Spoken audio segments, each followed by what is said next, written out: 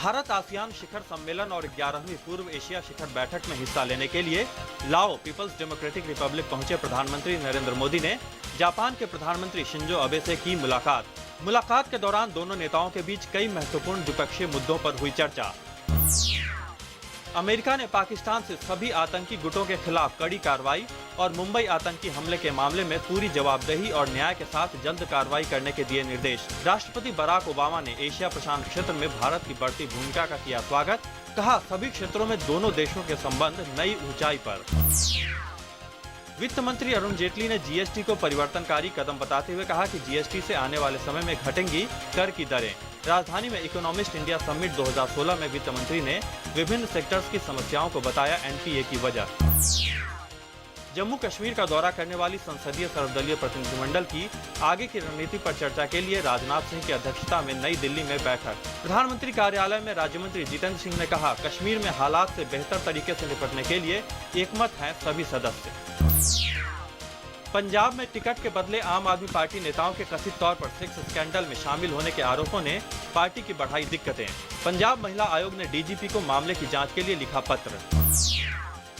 राष्ट्रपति प्रणब मुखर्जी ने कहा है कि वैश्वीकरण के इस दौर में छात्रों के बेहतर प्रशिक्षण के लिए देश के उच्च शिक्षण संस्थानों में योग्य शिक्षकों की है जरूरत। राष्ट्रीय प्रौद्योगिकी संस्थान दिल्ली के दीक्षांत समारोह में राष्ट्रपति ने कहा कि देश के उच्च शिक्षण संस्थानों के समक्ष राष्ट्र निर्माण की है बड़ी जिम्मेदारी।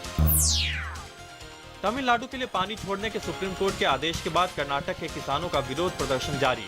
मुख्यमंत्री सिद्धारमैया ने कहा, मौजूदा परेशानियों के बावजूद कर्नाटक सुप्रीम कोर्ट के निर्देश का करेगा पालन। जैन मुनि तरुण सागर के खिलाफ विवादित ट्वीट करने के मामले में संगीतकार विशाल ददलानी को सुप्रीम कोर्ट से राहत नहीं मिली है। सुप्रीम कोर्ट ने विशाल ददलानी की याचिका पर सुनवाई करने से इनकार कर दिया है। साथ ही कोर्ट ने विशाल ददलानी पर एफआईआर रद्द करने से भी इनकार कर दिया है। उत्तर प्रदेश पुलिस के सभी थाने आगामी 8 सितंबर से ट्विटर से जुड़ जाएंगे। इसके साथ यूपी देश का ऐसा पहला राज्य बन जाएगा जहां सभी जिलों में पुलिस द्वारा ट्विटर के माध्यम से शिकायतों की देखरेख की जाएगी। संयुक्त राष्ट्र के चार्टर का संस्कृत में अनुवाद किया गया है। संयुक्त राष्ट्र अंतर्राष्ट्रीय संगठन सम्मेलन के खत्म होने के साथ अमेरिका के सैन फ्रांसिस्को में 26 जून 1945 को संयुक्त राष्ट्र चार्टर पर हस्ताक्षर किया गया था और यह 24 अक्टूबर 1945 से प्रभाव में आया। चिकित्सा के क्षेत्र में नोबेल पुरस्कार देने वाली समिति के 2 जजों हैरियट वालबर्ग और एंडर्स हैम्सन को अपने पद से उस वक्त छोड़ने के लिए कहा गया जब इटली के एक ट्रांसप्लांट सर्जन के स्कैंडल में उनकी संलिप्तता पाई गई। स्वीडन की सरकार ने प्रतिष्ठित कैरोलिंस्का इंस्टीट्यूट में उस पूरे बोर्ड को बर्खास्त कर दिया जहां ये दोनों वैज्ञानिक काम करते थे। ब्रिटेन के एक बड़े इस्लामिक प्रचारक अंजुम चौधरी को तथाकथित इस्लामिक स्टेट के लिए समर्थन जुटाने के जुर्म में 5.5 साल जेल की सजा सुनाई गई है। 49 वर्षीय अंजुम चौधरी को चरमपंथी समूह आईएस के प्रति ऑनलाइन समर्थन देने का दोषी पाया गया। श्रीहरिकोटा में भारतीय अंतरिक्ष अनुसंधान संगठन इसरो के सतीश धवन अंतरिक्ष केंद्र में मौसम संबंधी उन्नत उपग्रह इनसैट 3DR के प्रक्षेपण के लिए 29 घंटे की उल्टी गिनती शुरू। उपग्रह को प्रक्षेपण यान GSLV F-05 के जरिए कल शाम 4:10 पर छोड़ा जाएगा।